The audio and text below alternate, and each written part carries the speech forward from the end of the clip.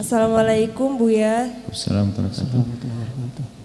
Perkenalkan, nama saya Mutia. Terima kasih atas kajiannya pada malam hari ini. Benar-benar sangat-sangat menampar diri saya sekali. Pertanyaan saya waktu itu pernah melihat di postingan TikTok bahwa belajarlah agama sampai engkau tahu bahwa dosa ghibah itu tidak bisa dihapus dengan sholat, puasa, sekalipun haji. Jadi sebagai perempuan, ghibah itu benar-benar tidak bisa dihindarkan gitu Bu ya. Jadi apakah benar kalau dosa ghibah itu tidak bisa dihapus dengan sholat, puasa, walaupun haji sekalipun? Kalau memang iya, bagaimana caranya kita bisa menghapus dosa itu dan mencegahnya? Terima kasih Bu ya. Masya Allah. Di dalam pertobatan itu seperti dalam pengobatan.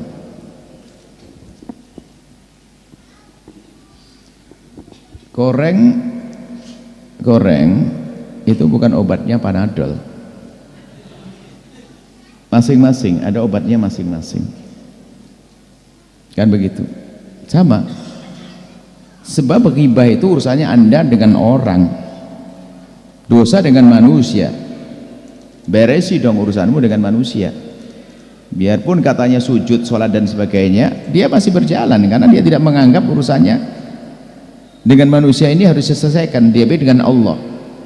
Allah tidak rela kalau Allah tidak memaafkan kalau kau punya urusan dengan orang belum Anda beresin.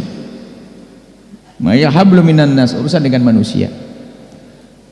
Sehingga bukankah urusan dengan manusia itu syarat tobatnya lebih banyak? Kalau dengan Allah kan cukup saya menyesal akan kesalahan saya berjanji untuk tidak mengulanginya, saya meninggalkan pekerjaan tersebut, selesai. Tapi kalau urusan dengan orang, saya harus minta maaf kepada orang tersebut.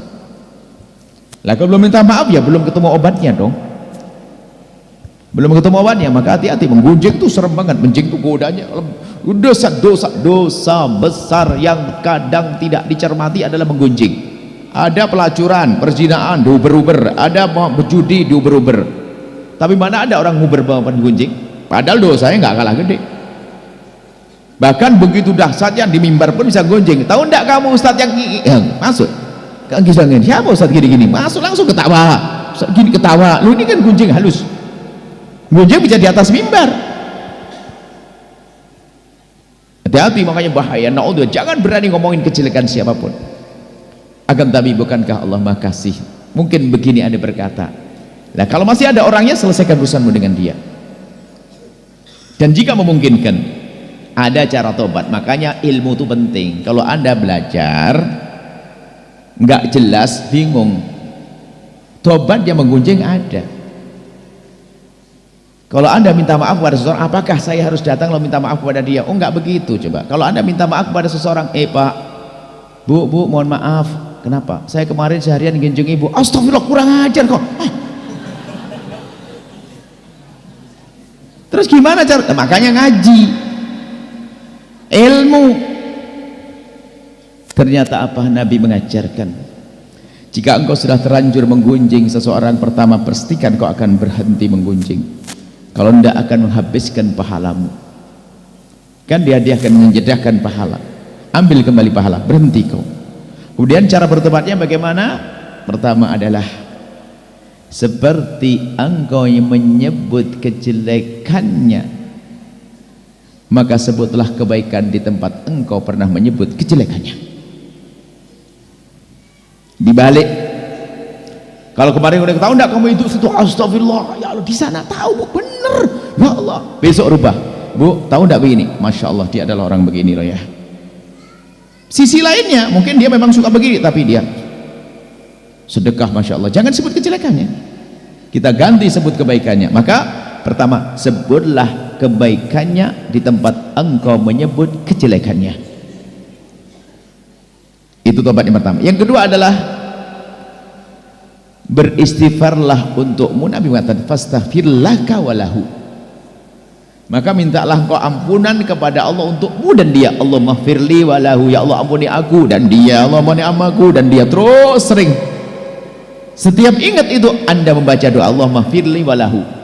Nah ternyata tuannya begini, bukan ngomong ya, mohon maaf Ustaz, kemarin saya gunjing seharian, wah tambah naik pitam loh, kurang ajar kau, sama siapa? Nah ini adalah caranya. Yang penting berhenti menggunjing, kemudian setelah itu ya tobat dan menyesal tidak akan mengulangi, lalu berusaha untuk menyebut kebaikannya. Contoh tetangga, mohon maaf, kita itu harus contoh. Mungkin tetangga selama ini ada tetangga sudah nggak sholat, terus pokoknya ada orang masuk rumahnya nggak jelas, kita gunjing di masjid ini. Kalau amar ma'ruf nahi munkar sederhana ngomongan, kita datang ke temannya assalamualaikum, tapi sudah jadi bahan setiap dia lewat tutup. Tetangga dekat samping pondok, la salata li jaril masjidi illa fil masjid. Gayanya hadis. Wah, astagfirullah.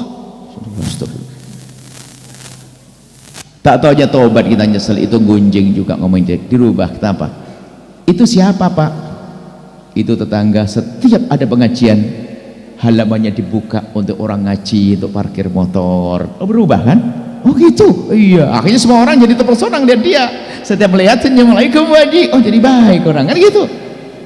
Kita harus pandai melihat sisi kebaikan. Kalau Anda, maka sebaliknya, jika Anda bingung mencari sisi kebaikan seseorang, maka mata Anda yang buta. Ada orang tuh bisanya ngelihat kejelekan orang, wah ini kacau. Masa nggak bisa ngelihat sisi kebaikan orang? Terus gimana? Pandai-pandailah Anda melihat sisi kebaikan seseorang. Ini kecerdasan membidik. Sampai gambaran ada sebuah kisah ya.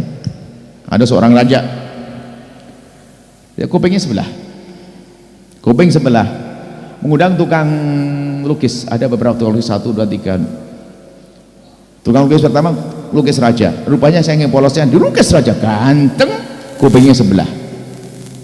Marah raja, kurang ajar kau, ini bikin malu, ini foto mau disebar ke dunia ya. Tapi nggak bukan diumumkan dulu, Ustaz. Lukisannya disembunyikan, hasilnya kapan nanti yang mana yang juara.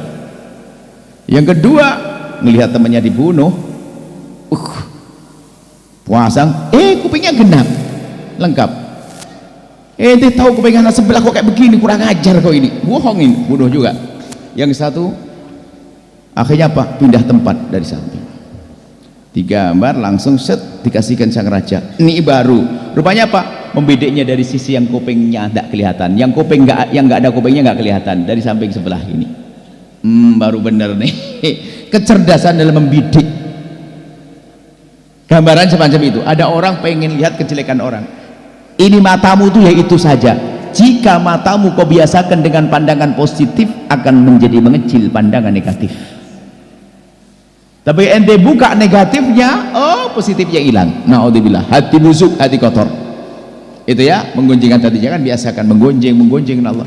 Menggunjing itu penyakit yang unik ibu, khususnya ibu-ibu kita sampaikan. Tadi katanya ibu-ibu, padahal nggak perlu bapak-bapak juga ada. Padahal ibu ustadznya barang menggunjing, ustadznya masih ngomong jangan gunjing, dosa dan sebagainya dan sebagainya. Ada ibu-ibu nyolek temennya, itu tuh si kerudung merah tuh jago gunjing.